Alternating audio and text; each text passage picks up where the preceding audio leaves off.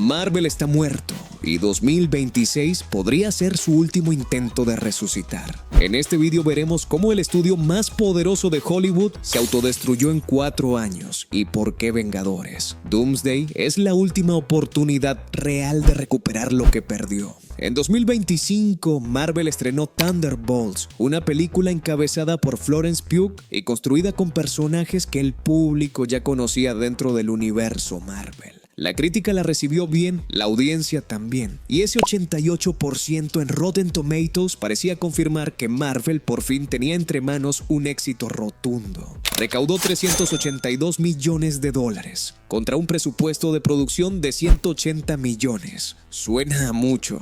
El problema es que esos 382 millones no regresan completos a Marvel.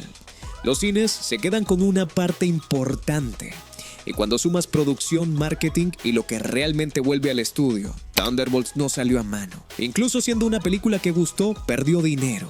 Una película así no debería perder dinero. Pero en el Marvel de 2025, eso ya empezaba a sentirse normal. Las 4 películas que Marvel estrenó ese año quedaron fuera del top 10 mundial. Era la primera vez que pasaba desde 2011, cuando Thor y Capitán América apenas llegaban a los cines y el MCU todavía estaba empezando a convertirse en el fenómeno que después dominaría Hollywood. Pero el verdadero problema no está en los números, es que Marvel sabía exactamente que había salido mal y tardó 4 años en admitirlo. Para entender la dimensión de la crisis hay que recordar dónde estaba Marvel en 2019. Ese año Vengadores Endgame recaudó $2.800 millones. Se convirtió en la película más taquillera de la historia, superando a Avatar. Era el cierre de 21 películas construidas durante 11 años, desde Iron Man en 2008 hasta ese momento. Una narrativa que había conectado personajes, historias y emociones de una forma que nadie en Hollywood había logrado antes. El público no solo iba a ver una película de superhéroes, iba a despedirse de personajes que llevaba 10 años siguiendo. Y entonces llegó 2020. Los cines bajaron el telón, Disney Plus ganó terreno y Marvel tomó una decisión que parecía tener sentido, pero terminaría costándoles caro. En 2021, con las salas todavía a media capacidad, Marvel apostó por inundar Disney Plus con contenido, series, especiales y películas directas a streaming. Solo en 2021, Marvel estrenó 5 series. WandaVision, Loki y Ojo de Halcón fueron apenas parte de esa primera ola. En 2022 llegaron 3 series más, además de otras 3 películas en cines. Entre 2021 y 2022, Marvel estrenó 7 películas y 8 series. Una cantidad que en las fases anteriores del UCM había tardado más de 5 años en producirse. Y ahí estaba el problema que casi nadie quería admitir. Muchas de esas series ya no eran complemento, eran requisito para entender las películas. Si no habías visto WandaVision, a Doctor Strange 2 le faltaba contexto. Si no habías visto Loki, Kang aparecía sin el impacto que debía tener. El universo se había vuelto más difícil de seguir.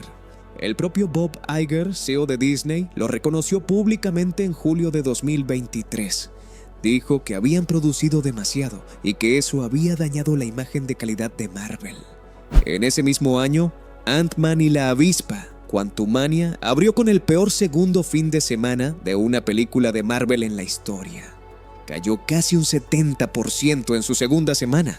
Y The Marvels puso el remate final. Se convirtió en la película menos taquillera en la historia del UCM. El público no estaba cansado de los superhéroes. Estaba cansado de sentir que siempre le faltaba algo para entender lo que estaba viendo. Antes de continuar, no olvides suscribirte al canal para seguir disfrutando videos como este. Lo interesante es que Marvel no ignoró el golpe, tomó medidas. Kevin Feige, presidente del estudio, anunció en 2023 que Marvel iba a bajar el ritmo de producción para que cada serie tuviera más espacio y más cuidado. El mensaje era claro: menos cantidad, más calidad. Disney empezó a frenar proyectos que antes habrían avanzado. Nova, por ejemplo, se descartó antes de filmarse. El criterio cambió: producir menos, pero con más control. Y en la Comic Con de San Diego de 2024, Marvel jugó una carta que nadie esperaba.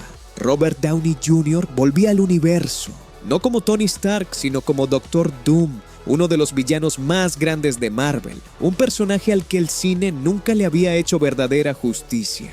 Y al frente de Vengadores, Doomsday volverían también los hermanos Russo, los mismos directores de Infinity War y Endgame. Por primera vez en años, Marvel había generado una reacción genuina, de esas que no se fabrican con marketing. No era nostalgia, era una apuesta calculada en el momento exacto en que el universo más la necesitaba. Mientras Doomsday tomaba forma, 2025 fue el año en que todo terminó de quedar claro. Capitán América, Brave New World no fue el impulso que Marvel necesitaba, fue otra señal de desgaste. Una película que no logró despegar como debía y que terminó entre los tropiezos más costosos del UCM. Pero Thunderbolts fue el caso que más encendió las alarmas, porque no era una mala película. Gustó a la crítica, gustó al público y aún así no respondió como Marvel necesitaba. Y eso dejó algo todavía más preocupante. Marvel podía hacer las cosas bien y aún así ya no era suficiente.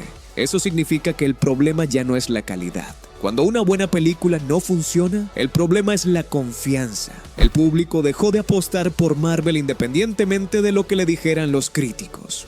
The Fantastic Four, First Steps fue lo que mejor le salió a Marvel en 2025. El problema es que en otro momento, ese mismo resultado habría parecido una decepción, y al mirar el total de sus 4 estrenos de ese año, la caída se entendía mejor. Marvel había firmado su peor acumulado anual desde los primeros años del UCM. Vengadores. Doomsday llegará a los cines el 18 de diciembre de 2026, pero no llega como llegó Endgame.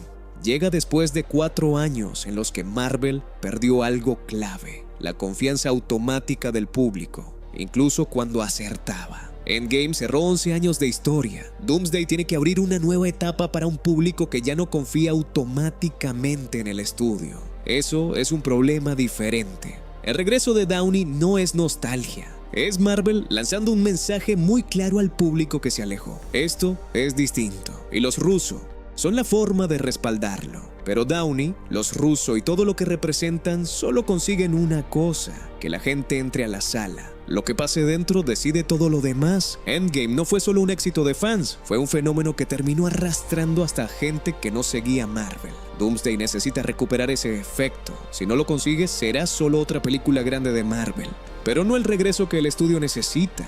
Y eso depende de una sola cosa: que sea tan buena que nadie salga de ahí sin hablar de ella.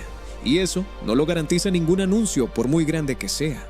Lo que le pasó a Marvel deja una lección clara. La atención del público puede perderse mucho más rápido de lo que se gana. Y lo más difícil no es recuperar los números, es hacer que la gente vuelva a sentir que una película de Marvel vale realmente la pena. Doomsday es esa prueba. Si funciona, Marvel todavía tiene una franquicia por delante. Si no, el problema ya no es el momento, es la confianza que perdió. La respuesta llega el 18 de diciembre de 2026. Y ahí veremos si Marvel vuelve a levantarse o termina confirmando su caída. Y si llegaste hasta aquí, gracias por tu tiempo. No olvides suscribirte al canal para no perderte los próximos videos. Nos vemos pronto.